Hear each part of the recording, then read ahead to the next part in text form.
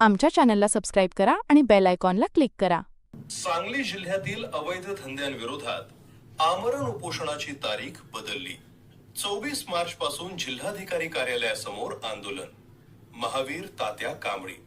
सांगली जिल्ह्यात वाढत्या गांजा विक्री, कॅसिनो पद्धतीचे जुगार अड्डे, मटका व्यवसाय, बेकायदेशीर गॅस रिफिलिंग तसेच रास्त धान्य दुकानातील गैरप्रकारांविरोधात कठोर कारवाई करण्याच्या मागणीसाठी जाहीर करण्यात आलेल्या आमरण उपोषणाची तारीख बदलण्यात आली आहे. Republican party of India Athawale गट पश्चिम महाराष्ट्र सहसचिव महावीर तात्या कांबळे यांनी याबाबत जिल्हाधिकारी यांना निवेदन दिले आहे. कांबळे यांनी यापूर्वी दिनांक 10 मार्च 2026 पासून जिल्हाधिकारी कार्यालय सांगली समोर बेमुदत आमरण उपोषण करण्याची घोषणा केली होती. मात्र जिल्हाधिकारी यांच्या आदेशानुसार सांगली जिल्ह्यात दिनांक 15 मार्च 2026 पर्यंत जमावबंदी आदेश लागू असल्यामुळे विश्रामबाग पोलीस ठाण्याकडून आंदोलनास परवानगी नाकारण्यात आली.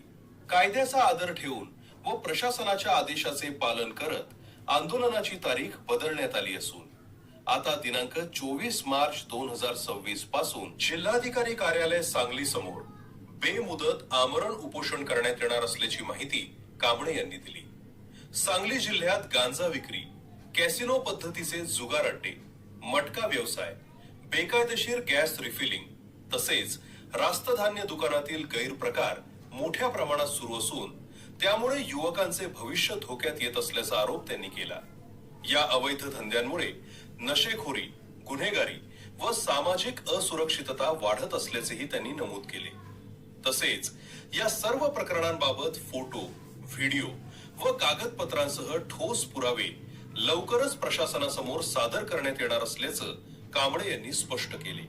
प्रशासनानं तात्काळ कठोर कारवाई करावी या मागणीसाठी हे आमरण उपोषण करण्यात येणार असून या आंदोलनादरम्यान उद्भवणाऱ्या कोणत्याही परिस्थितीची सर्वस्वी जबाबदारी शासन व प्रशासनाची राहील असा इशाराही त्यांनी दिला आहे.